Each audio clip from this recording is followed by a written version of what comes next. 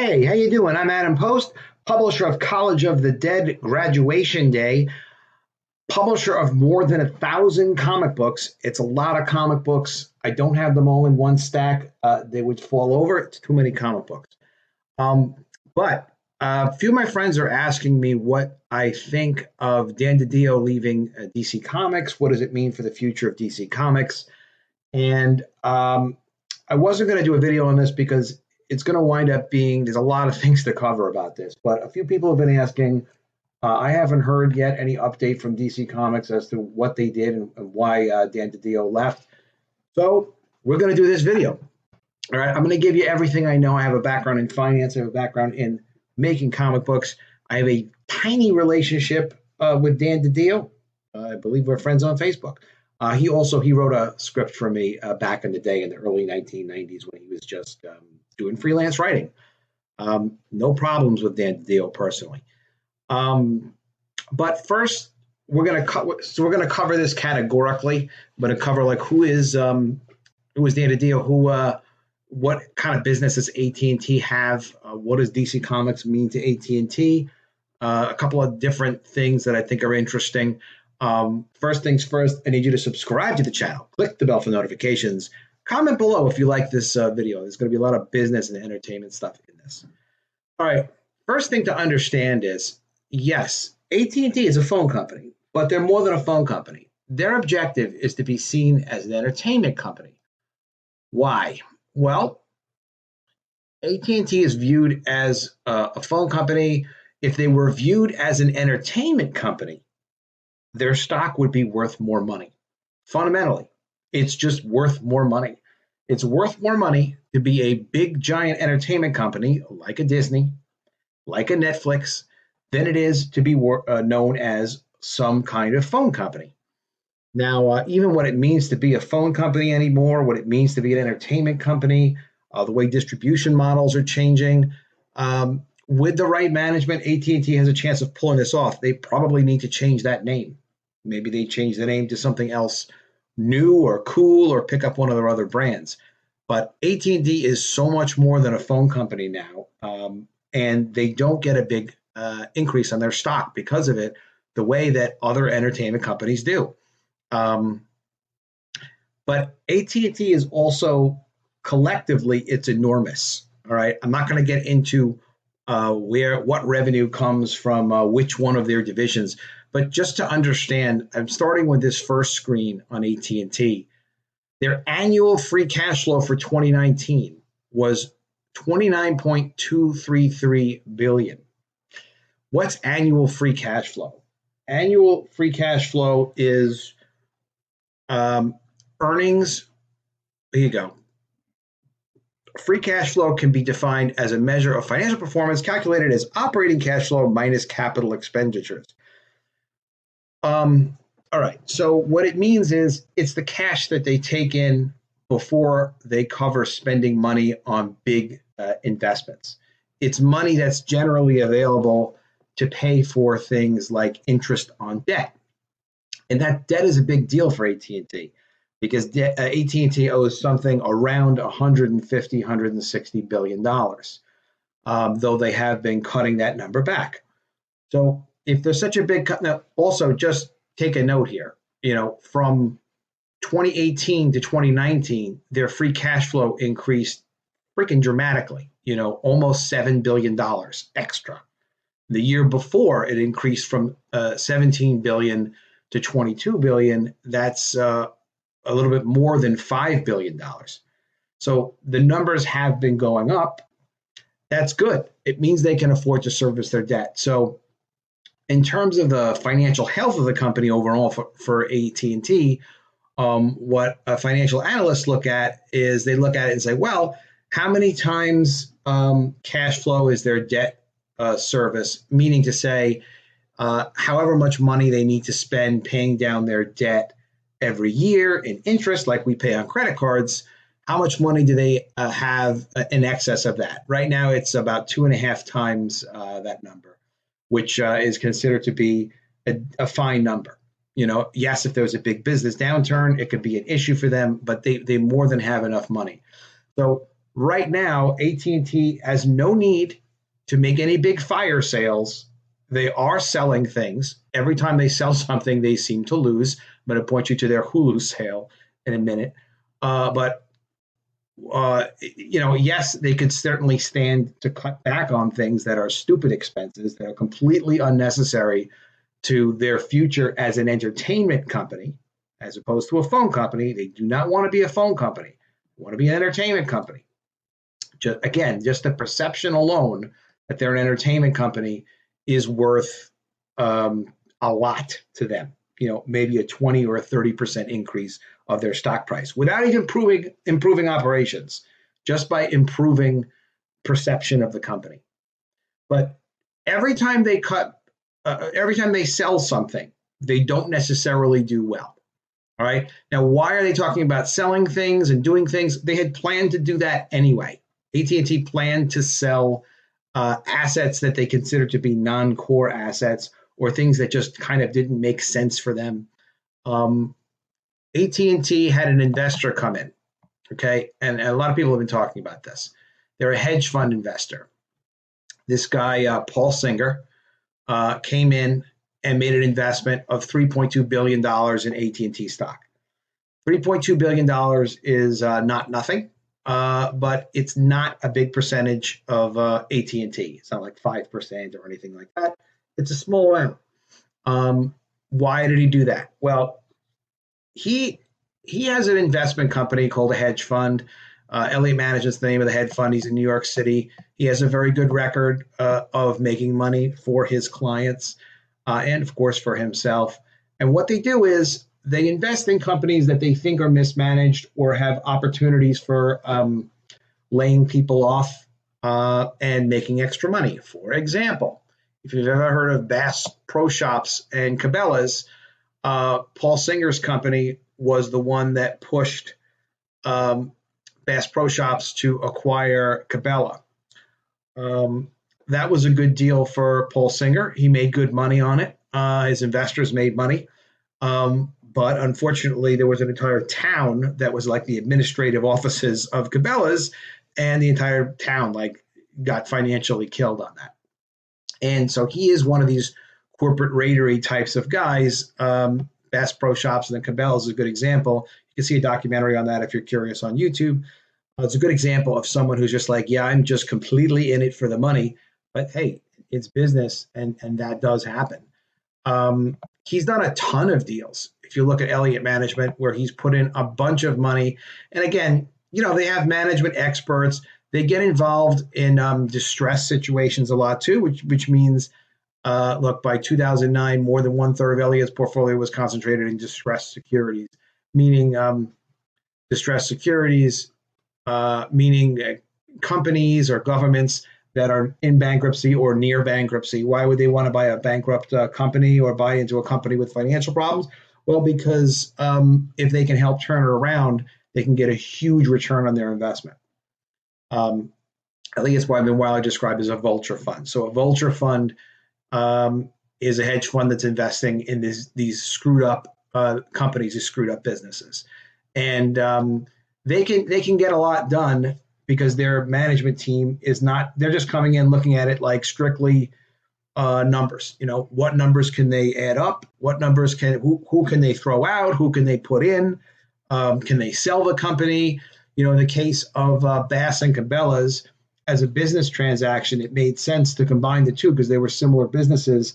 They didn't both need the same kind of overhead, so they could get rid of one of the overhead. There was nothing that was, and no offense to the employees, the hardworking people of Cabela's, but there was nothing so special about what Cabela's had that it couldn't just be operated through the structure of the Bass operation.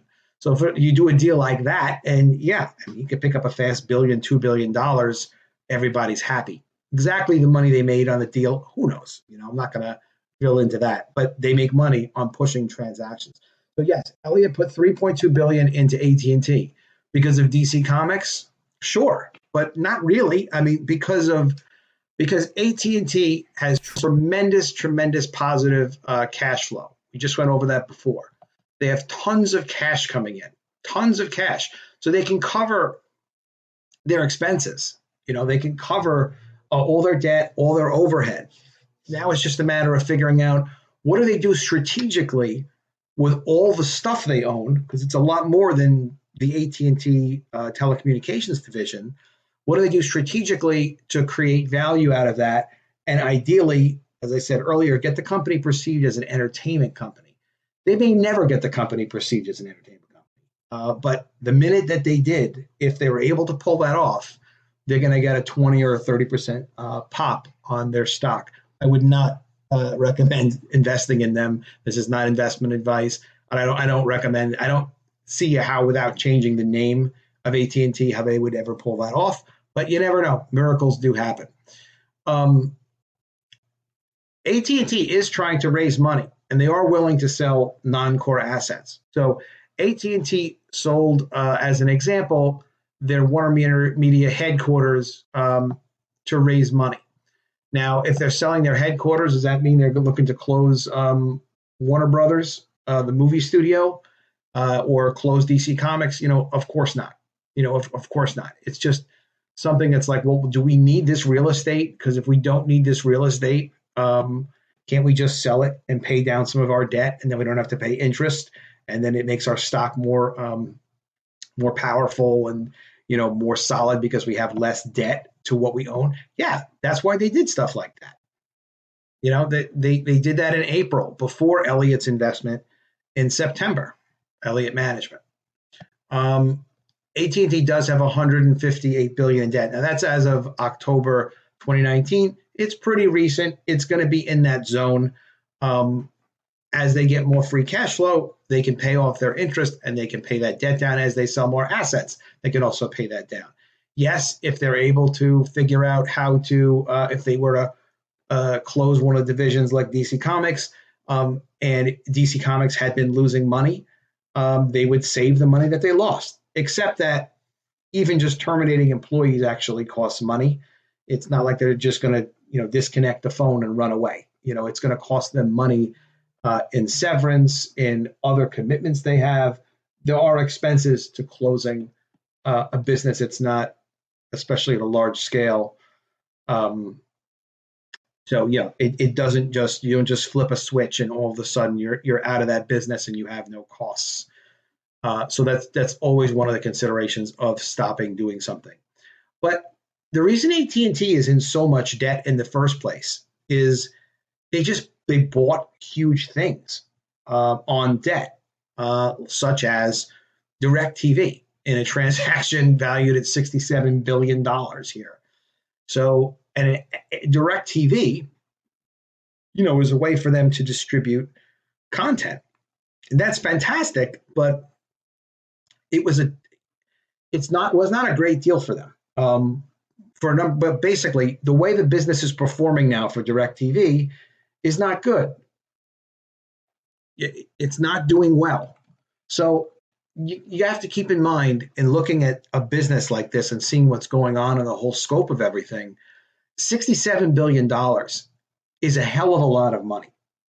Trying to save this acquisition. So if you acquire something, you invest money like this in this, trying to turn around the DirecTV division, or if they were able to be lucky enough to sell DirecTV and recoup a large percentage or get back a large percentage of what they committed to buying it, that's substantial, right? That's substantial.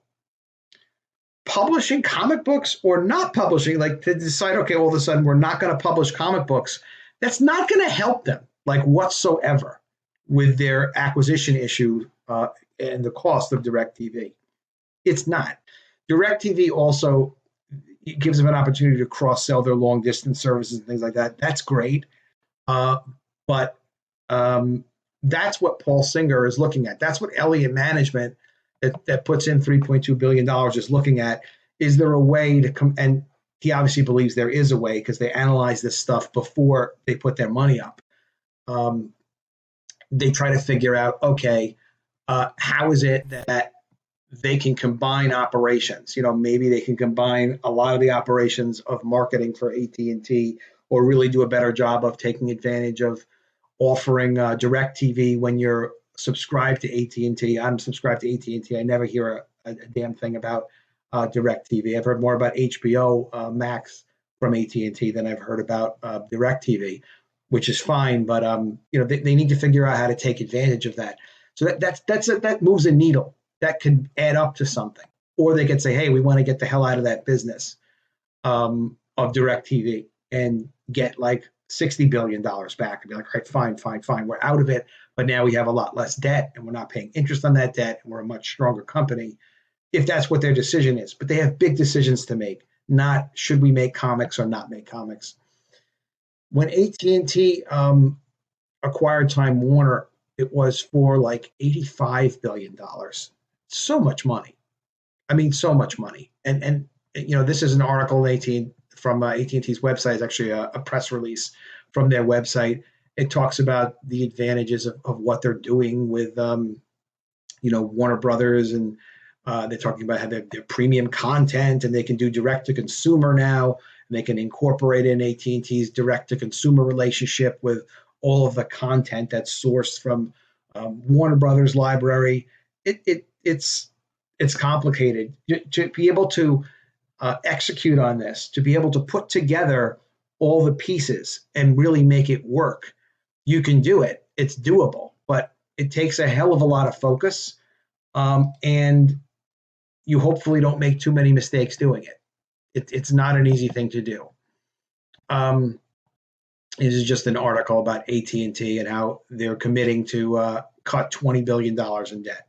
So with all their cash coming in, with all their ability to sell stuff, unless they're going to sell something that's going to raise a lot of money for them, or it's a ridiculous distraction, they're not really looking at how can they save money by, all right, we're going to, close this one office or shut down this one division. I would be absolutely shocked to see them say, you know what, we don't want to publish DC Comics anymore because maybe they're losing whatever. I don't know what the number is, and I haven't seen it broken out anywhere. How much could they possibly lose annually publishing DC Comics? $5 million? It's not $1 billion. I doubt it's $100 million. If anything, they may scale it back aggressively and say, you know what, we're just going to publish 20 titles a month, and we're going to do it in a smaller office. That's possible. Keep in mind, too, from the comics really do come TV shows and movies. I mean, DC recently really lost a huge opportunity with the Harley Quinn movie because they let the social justice warriors get a hold of the marketing, and they tried to reinvent the superhero genre in weird ways. They said they wanted to get rid of the male gaze for female superheroes. That was way too ambitious. There was no reason for them to do that. It was nonsensical. And I assume that they won't be so silly again. But Harley Quinn could have been the Joker, or could have been half the Joker. Why not? Why not? Why couldn't that have been a fun, sexy movie? It could have easily been. But they didn't prioritize making it that.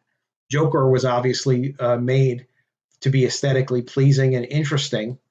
It worked. It made them a lot of money. Now, Warner Brothers sold off half the profits in sharing half of the production costs and marketing for the Joker movie to outside investors.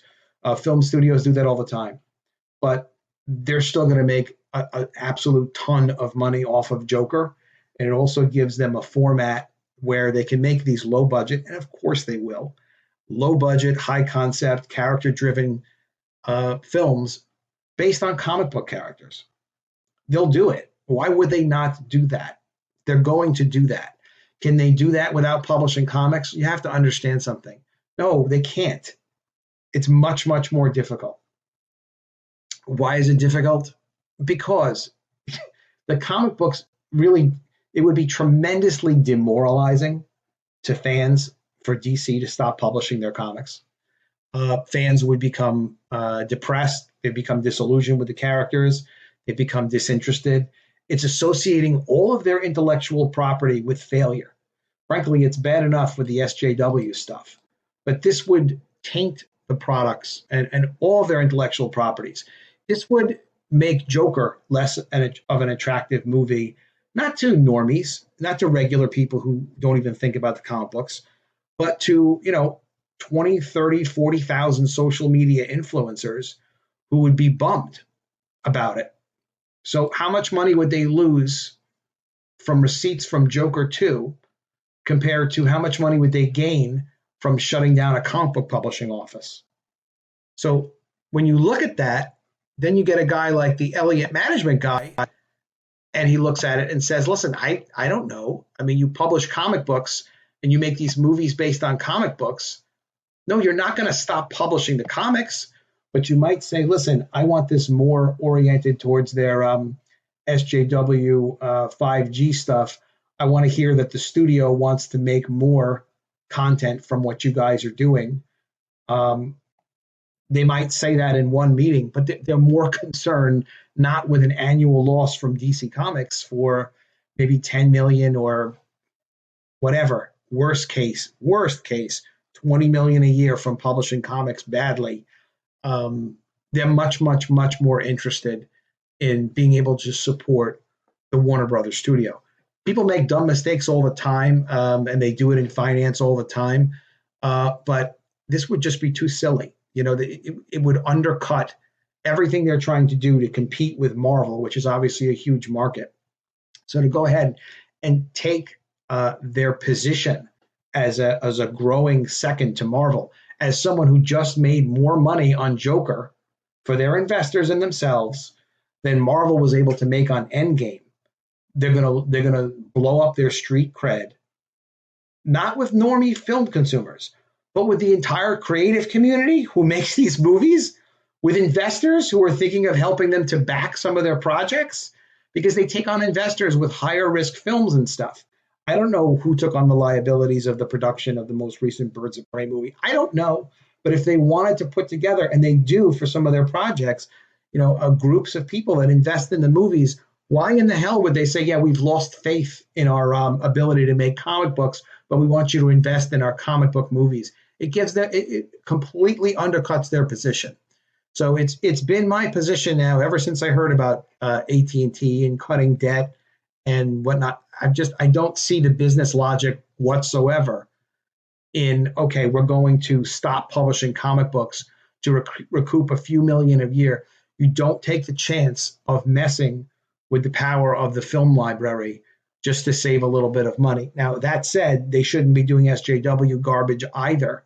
But if at least the film and TV creative people and the producers are saying, hey, we want this kind of content, give us a mixed up gendered Batman or whatever they want to do, like, oh, we think we need to do this, that's one thing. And it's a risk that they might say, okay, well, we want Joker to be a woman next time, whatever. They might mix it up. But to take the fundamental step of we're going to shut down publishing, I just don't see how that helps them. When they sold Sulu, when they sold Sulu is not for sale. He's part of Paramount Star Trek.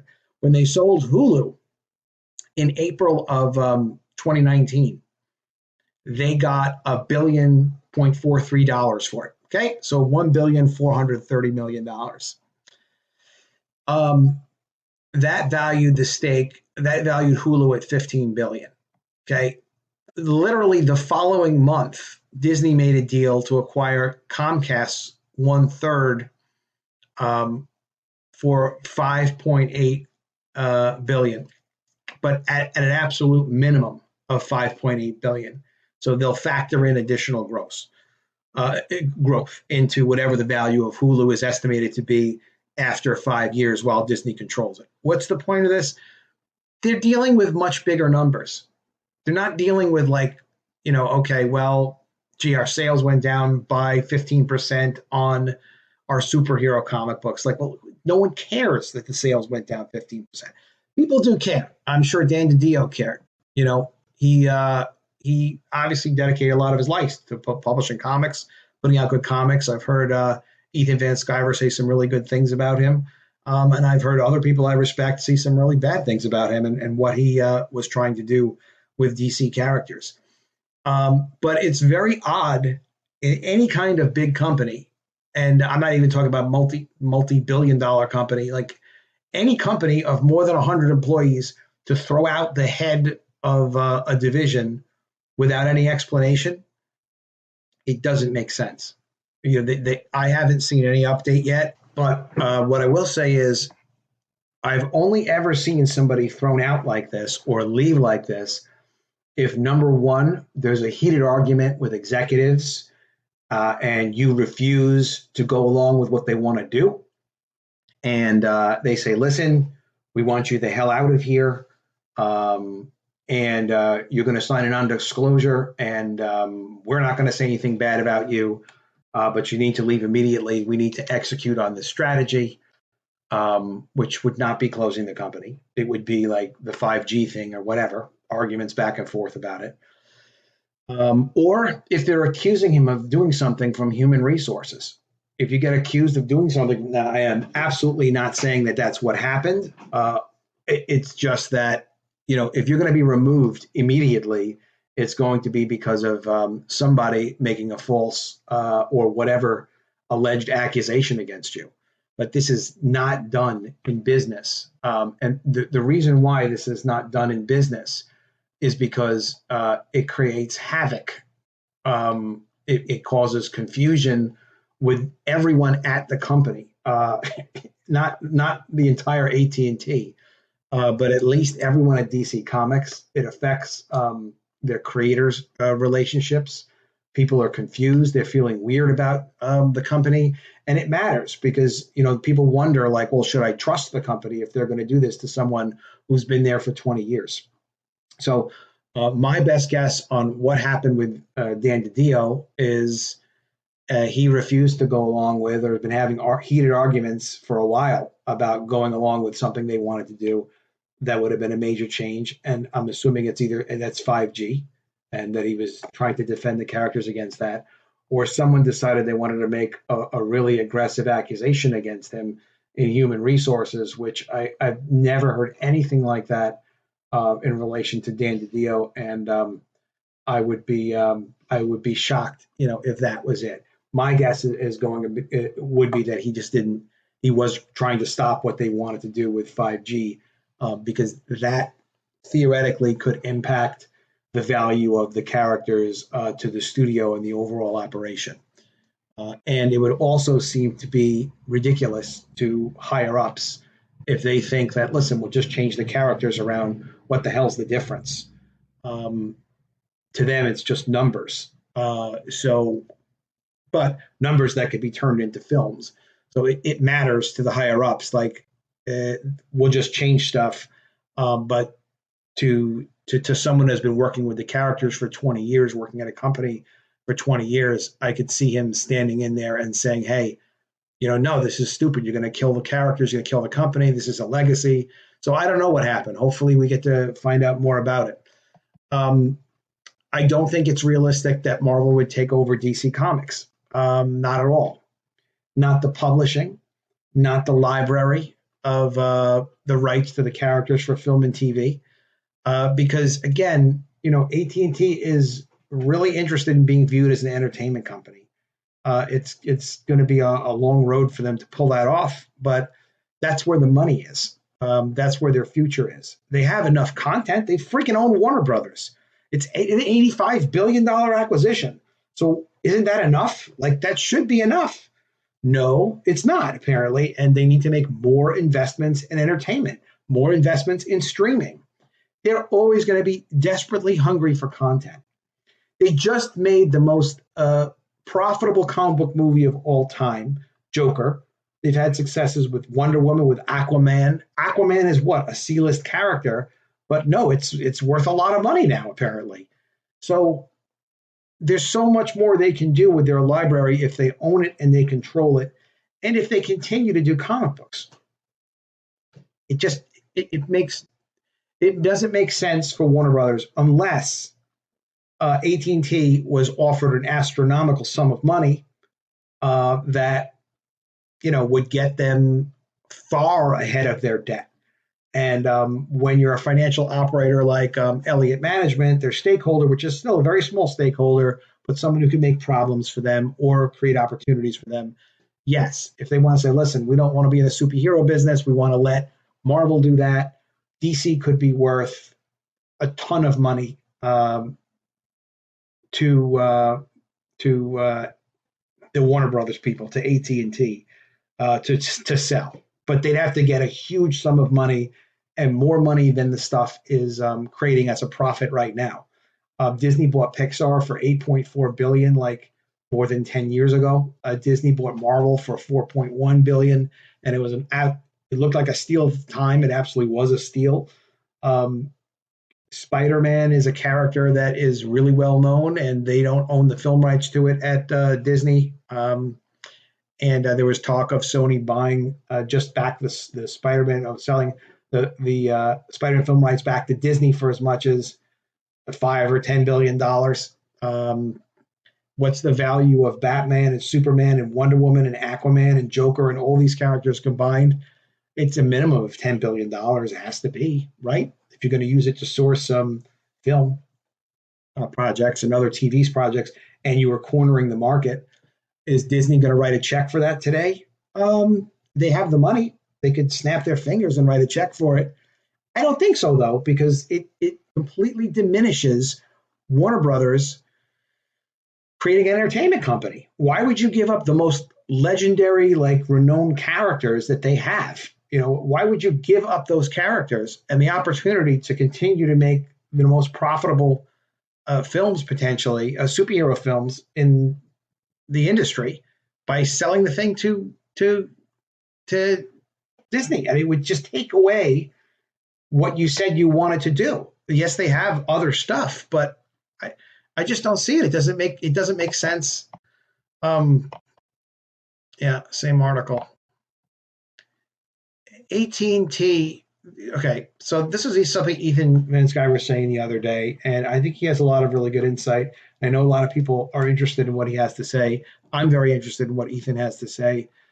I don't see, though, where, first of all, I don't see how 5G, what they're trying to do at DC to create more progressive versions of their popular comic book characters. First of all, there's no way it's not going to, quote, fail.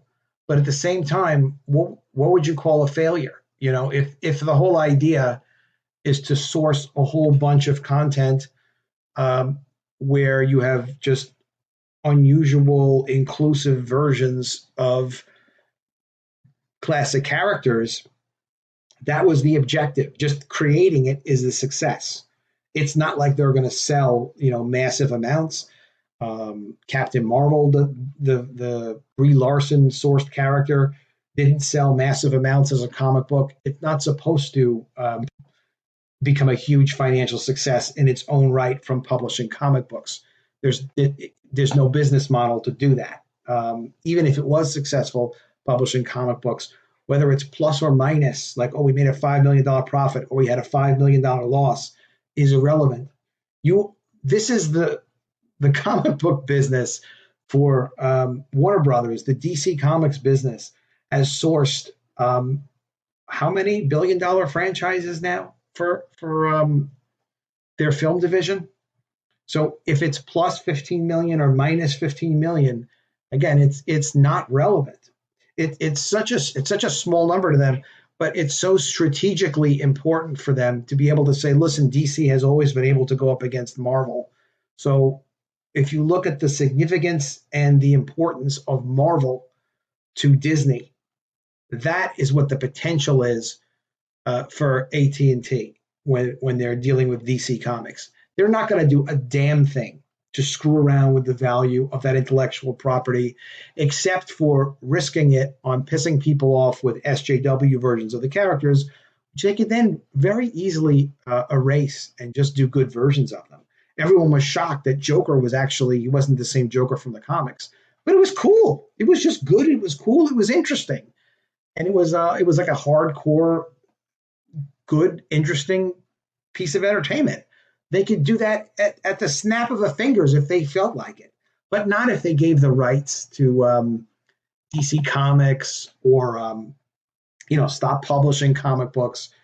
And I'll tell you, like, as somebody who has, I've worked with investors before to start a comic book company. I've done it with my own money before. I'm aware of what the business plans look like to start a line of full color comic books. Generally, it's a $5 million investment.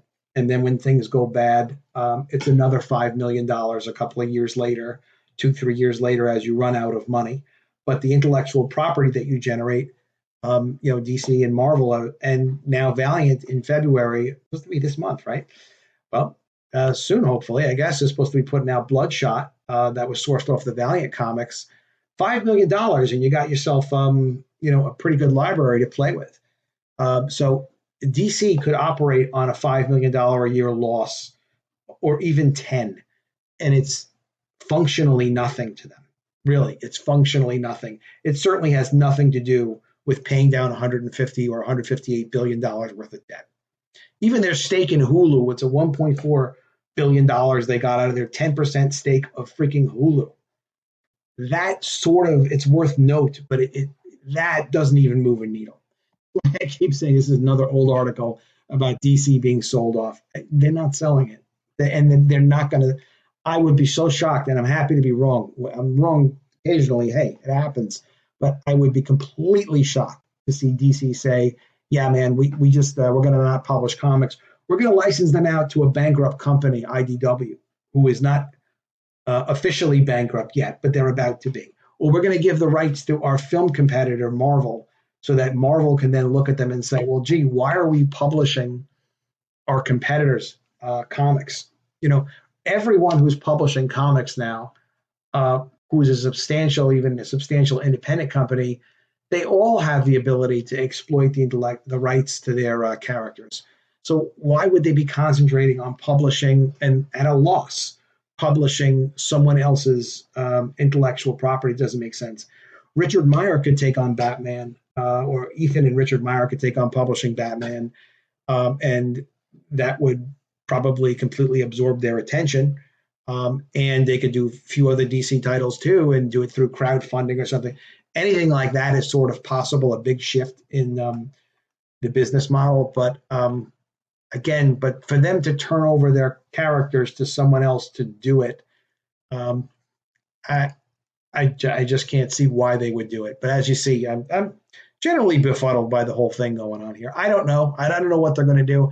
I don't know what happened to Dan DeVito. Dan DeVito, he's okay. What happened to Dan DiDio? Except it looks like he was fighting a change, and that's why you throw someone out that harshly. Or he was accused of something that I'm sure is just alleged, if it was. But I've never seen people get bounced out like that. And if he was to quit, he could quit, kind of just the same. But he had a love of comics, so it would be hard to believe that Dan would just walk away and not do it over a certain amount of time and not leave with a statement, So tell me what you think in the comments below. This has been one of my longest videos. That's why I kind of avoided doing this. This is a big, big, big subject. Tell me what you think in the comments below of the video of Dan DiDio leaving DC. Do you agree with my suggestion? Do you have your own suggestions for his reasons for leaving? Make sure you subscribe to the channel, click the bell for notifications, and keep an eye out for College of the Dead Graduation Day, my book launching very, very soon. I will talk to you soon. I will see you soon. And if I don't see you, I will miss you.